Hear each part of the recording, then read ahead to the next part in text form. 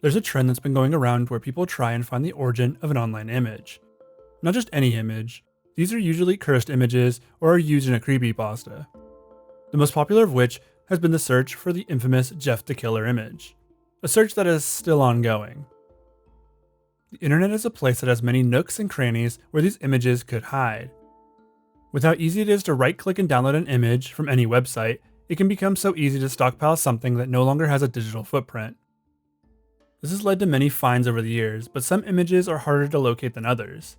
Just like lost media, people are discovering the origins of these images over time. Today, I want to look at a few that I found interesting and see if I can find the origins of others that haven't been found yet. So let's see if we can find the origins of some of these pieces of internet horror together.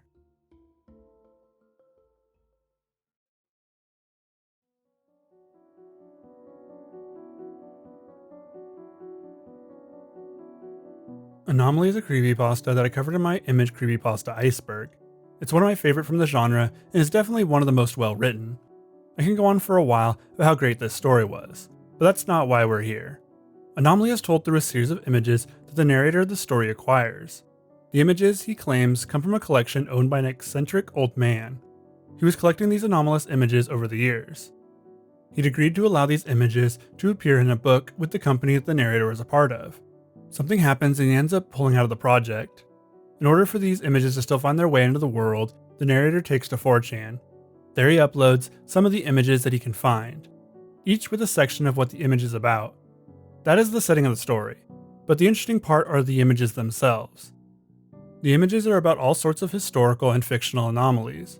Each of the images represents a different anomaly, with 14 pictures in total. There are 14 images shared in this creepypasta, but I just want to cover one of them. The one that I found the most interesting. This is our first anomalous image. It's an image of these kids taken at their school. There's a section about what happened next to the image. It reads, "The Collinwood Fire. This is the last known photo taken inside the Lakeview School in Collinwood, Ohio, before it was consumed by fire on March 4th, 1908, killing 172 students, 2 teachers, and 1 rescuer. The fire started when a ceiling joist ignited from a nearby steam pipe. Flames blocked escape routes, leading to panic and a stampede that trapped a large number of victims in a stairwell, where they were cooked alive. Additional casualties were incurred when burning students jumped from 2nd and 3rd story windows. Everyone in this photo perished, except for Mr. Olson, seated in the far right in the back row. The spectral artifacts in this photo remain unexplained." This is the story told in the creepypasta, which sounds very familiar to another story related to a Slenderman image. The thing is, this story is actually true. There was a fire in 1908 that killed these kids and their teachers. It even took place at the exact same school as the one mentioned in the story. The fire started in the basement that fateful day, and the school was ill-prepared for it. The school was built entirely out of flammable material and had so few exits. One kid was even seen jumping out of a window to survive the flames. That child, named Niles Thompson, then started to look for his brother amongst the survivors. He didn't find him, and so he ran back into the building. Sadly, neither he nor his brother made it out of the fire alive. The tragedy of this day led to changes in how school buildings are built in both Ohio and the rest of the US. There are a lot of images of that day, including the building when it was on fire. There's even an image of the aftermath and one taken a bit before the fire even started. The one part that didn't have an image was the children. That's where this image comes in. This image supposes that it was taken sometime before the fire happened at the school. This image has some double exposure on it, the trademark of the usual ghost photo. It's hard to tell exactly what you're looking at in some places. It looks more like a paranormal photo, which is exactly what was said in the creepypasta. But what is the source of the image? Going by the creepypasta, you can assume it would be located in the archives of the school district. So I started there. There were a lot of images of the building, before and after the fire. There were images of the town and the mass funeral held, but this photo was not found among them. I had to look for another lead, which I found shortly after and directed me to a timeline website. This website was set up to be a timeline for the fire and a memorial for it. I found this image listed among the others. There was also another photo of the kids, this one looking more normal. The strange part is, every other photo in the collection had a source. Every single one was sourced. Except, that is, for these 2 photos. The sources of these photos were both labeled as unknown. I dug a little deeper and found that the first photo was taken directly from the creepypasta. How could I tell? When I downloaded it, it was labeled as 1 of 14. There are 14 Anomaly images in the creepypasta, and this was the first of those 14. So the source was a story, which is likely not true.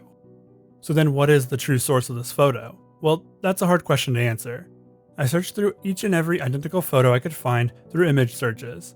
I found plenty of sources for the photo, but they all pointed back to the pasta. The original story, with the photos, were shared on 4chan before making their way to the wiki and other creepypasta sites. I searched through the 4chan archives and wasn't able to find the exact post though. 4chan archive sites are hard to sift through. I used every reverse image search tool available and none of them brought me to the answer I was looking for. I found some interesting notions through my searches though, just nothing that quite led me to a source. I found the photo again but with a photo bucket watermark on it. I couldn't find anything digging through this site with the Wayback Machine though. This could have easily been a watermark added to the image later and not the originator though. The website where I found the image with the photo bucket icon was Indonesian. Here was just a retelling of the story, like many of the others. I went to every official archive of the Collinwood fire and couldn't find this image anywhere. Not a single archive link had it. The Library of Congress had many images related to that day, and what came before, but not this image. This leads me to a final conclusion. The person that uploaded this creepypasta was the originator of the photo. The person who posted to 4chan had to have uploaded this picture themselves, which would make it impossible to find the source for, unless I had more resources than I have currently. I have a few theories about the image's origins right now. Firstly, the image was sourced from the poster's local library. They went to an old newspaper or book that wasn't archived online and uploaded the image from there. This wouldn't be so hard to do and would add an extra layer of authenticity to their story. My second theory is that it's a clip from a movie, one that doesn't have any traceable screenshots for the image searches to pick up on. This could be an old movie or one that just isn't popular or relevant anymore. If this was the case, it would be a hard image to track down. Like with a lot of lost media, this image isn't going to be the easiest to track down.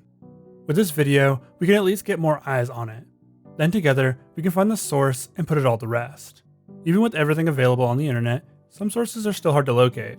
They used to say that once something's online, it's there forever. That's true, but where it came from is far less documented.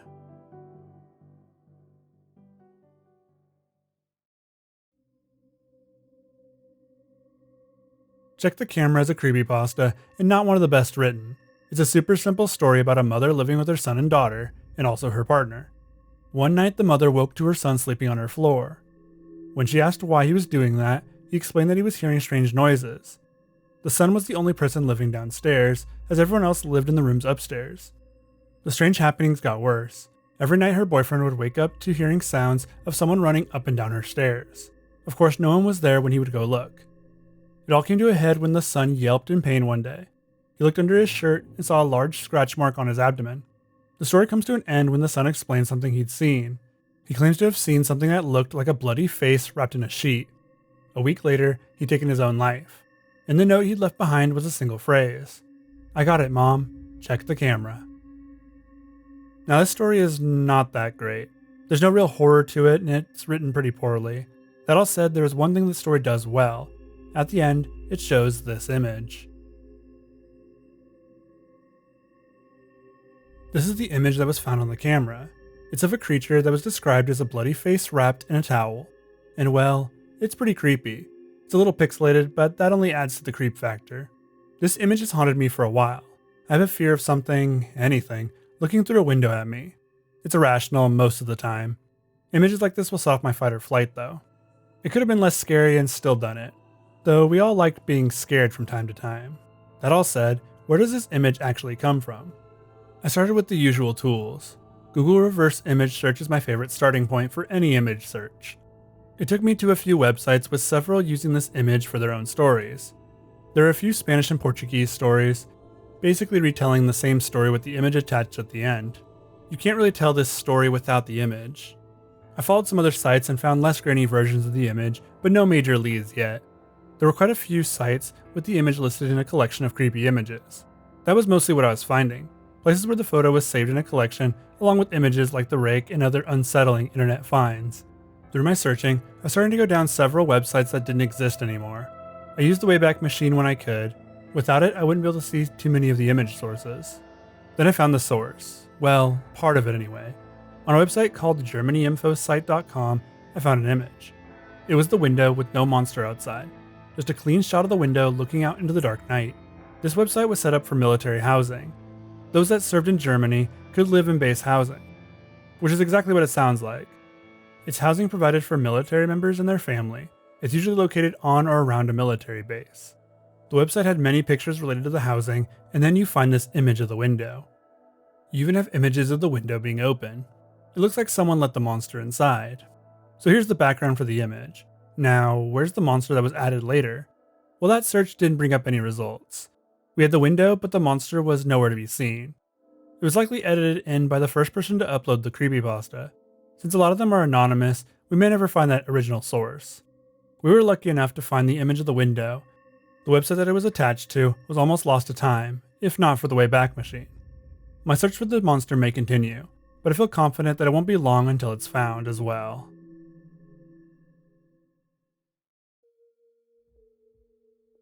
New Cell Phone is another creepypasta that doesn't really stand out on its own, and is heavily aided by its image. The story goes like this. A couple of months ago, my friend's cousin, a single mother, bought a new cell phone. After a long day of work, she came home, placed her phone on the counter, and went to watch TV. Her son came to her and asked if he could play with her new phone.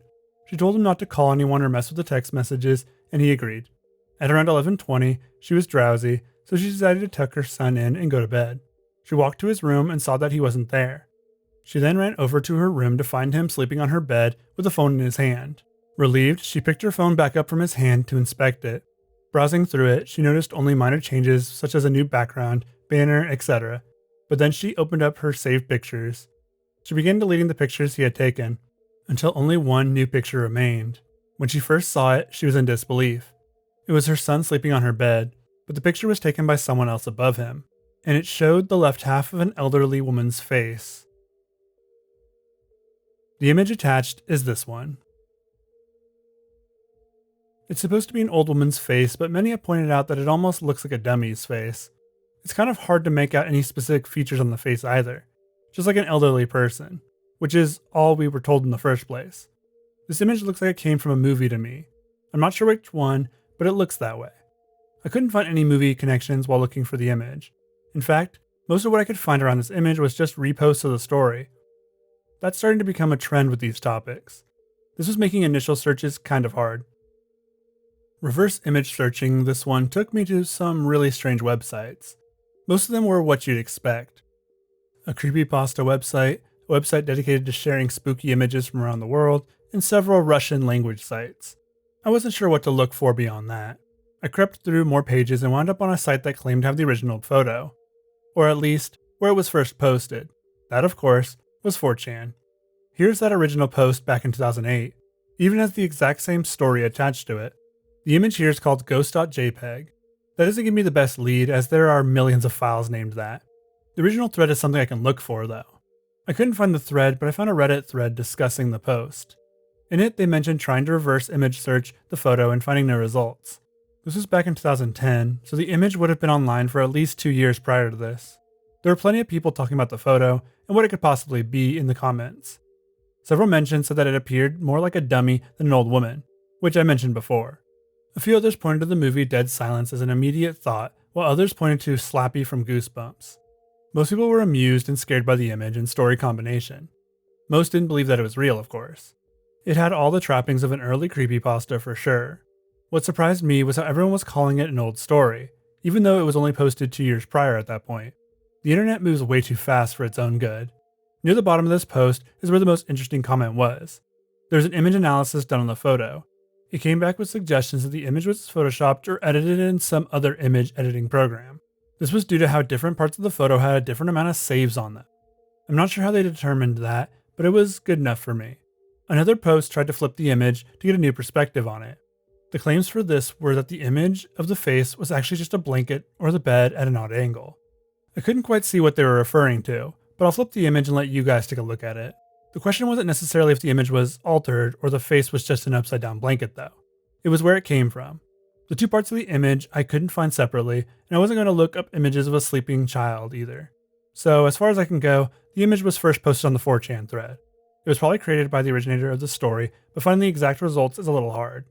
Hopefully someone watching can send in an update for me.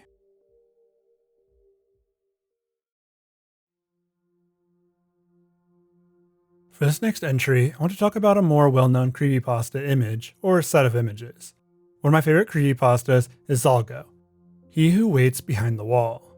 It's a character with an eldritch horror nature to it, which was not done on purpose. In fact, the original creator didn't want it to become what the internet eventually would turn it into. I'm not going too deep into the history of Zago because I have a whole video on Zago already on my channel. Instead, I want to run through the basics of the lore and then look at some of the images and provide a place for where they came from. Zago is a creation from the Something Awful forums. It was created by a prolific figure that we'll talk about later. The original Zago was only able to corrupt syndicated comics and cartoons. This gave him an air of creepiness, but not much else. Underneath this basic concept, though, was a monster the internet wanted to shape. And so they did. Zago would go from corrupting comics and cartoons to corrupting everything. He was seen as an eldritch entity that existed within the internet with no goal or purpose. Well, besides haunting and possibly corrupting different individuals. Zago would become a horror meme similar to Slender or Siren Head. Zago had two main creepypastas that started to alter his lore into what most people know today. The first is He Comes by Chris Phoenix. This is the story that established more of the lore than the original creator did. The story was about a man that had an encounter with Zago's corruption in his small town. It reads very much like an H.P. Lovecraft story, save for some typical themes in his work. Zago first appears in this story by corrupting the friend of the narrator. After that, he can be seen corrupting many people in the town. Everyone that is corrupted by Zago has black eyes, and all they want to do is touch the narrator. Eventually, the man is forced to leave the town, after his pregnant wife is corrupted by Zago, leading to a scene in which the baby is birthed looking like an abomination. The story is great and establishes the lore that was already starting to build around that time. The second story is one without a name. It's a story that was posted only to 4chan, and one that hasn't been uploaded anywhere else. I found it through some archives, which is also how Zago was found in the story. The story tells of a group of archaeologists on a dig in Egypt, where they discover a tomb with strange symbols. The symbols pointed to a god they'd never heard of. One by one, every member of their team dies in a more and more gruesome way. The first death isn't even from Zago, but one of his followers. There's an orb that they stole from the tomb, and that's how each person is killed. The person with the orb is the one targeted by the entity next. The story is pretty well written and really dives heavily into the themes of cosmic horror, isolation, messing with powers that you can't ever know, and the danger of the unknown. The story will be linked down below if I can find the exact link again. It's a great read, even if you have to sift through the 4chan stuff in between the retelling. These two stories created what we would know as Zago. The internet took the being and turned it into an ultimate antagonist for not just the creepypasta world, but the whole of the internet. Let's transition over to the images now. The first image is probably the most well known. Here is the Zagofied girl image. Zagofication is the term used for when someone takes a photo and adds creepy distortions and blood to it. Now, this image is very well known. It's been swimming around in the community for a decade at this point, and has even found its way into the greater internet. It's basically the first image you think of when Zago is mentioned. This is an image of Boxy, edited with the usual creepypasta edits. Boxy was a popular internet figure back in the early 2010s. She was made famous by 4chan and made a name for herself as an early internet celebrity. This image was taken by someone, edited, and then re-uploaded to Reddit as a chat roulette screenshot. The image would hit the front page on Reddit's r/pics board. This is the first place that this image can be found online, though later uses of it would drop the chat roulette portion of it altogether. So where's the original image for this edit? I've scoured several websites trying to find the exact frame. To me, it looks like it either came from a video or a meme from the era. I looked through the usual places and found more Zago images, but not much else. Then I found what I believe to be the exact image of Boxy. Let's compare. You have the same face angle, same lip placement, and no smile. Also, you can see her bangs falling this way, and the final piece is her earring. Yeah, it looks pretty close to me. I found this image on Know Your Memes Boxy page. It has a lot of images of her. I kind of forgot how popular she was on the internet for a while. It's cool that there's at least one website that is archiving this stuff. This wasn't the only image that came out of the Zago craze of the early internet though. We also had these two comics that really started it all.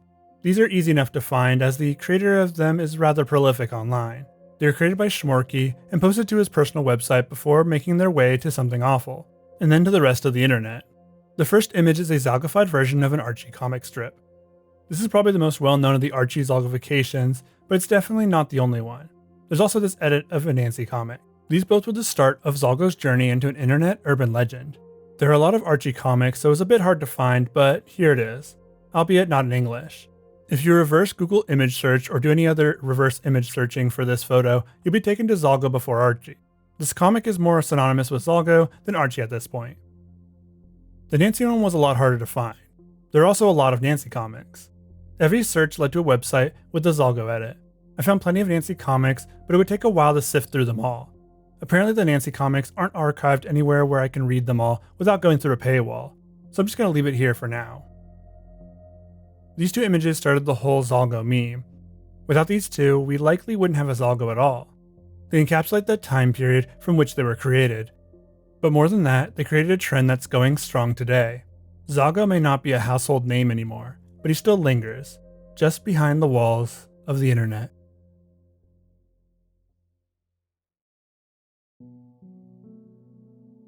Tower of Silence is a creepypasta that kind of stuck with me when I read it many years ago. The story is about a real-world place, but with some not-so-real-world activities happening there. There's a trend with some creepypastas taking something from the real world and retelling it as a creepypasta. Let's go over the story real quick. Indian officials ventured into a deep jungle, investigating several missing persons reports from a nearby city. What they found was a Tower of Silence, or Dogma. Zoroastrians used these sites to dispose of bodies in the open air. While sites like these are not uncommon in certain parts of India, several peculiarities hint at something more unusual. 1. None of the bodies depicted in the photograph were identified. Villagers from nearby, though initially surprised at the sheer number of corpses in the Dogma, proved unable to recognize the bodies. The corpses also do not match the descriptions of the missing people. 2. There were no animals around except for maggots and flies. Zoroastrians rely on birds, i.e. buzzards, to dispose of the bodies, in the belief they are contributing back to the earth. Officials found the corpses relatively untouched by any sort of animal. 3. There is no official count of the bodies. In fact, little work was actually accomplished at the site, and perhaps this is why only one photograph has emerged. Officials avoided the spot, not only because they felt uneasy looking at it, but because of the following as well. 4. The deep pit in the center of the photograph was filled with several feet of festering blood, far more than the bodies on the outside could ever supply. The stench was so unbearable that many of the officials began to get nauseous when they first approached the Dogma. 5. The expedition was ended when a villager accidentally kicked a small bone into the pit, penetrating the coagulated surface of the pool. A massive burst of gas from the decomposing blood erupted from the pit, splashing those looking into it, along with the photographer. Those caught in the explosion were immediately sent to the hospital, where they were quarantined for possible infection.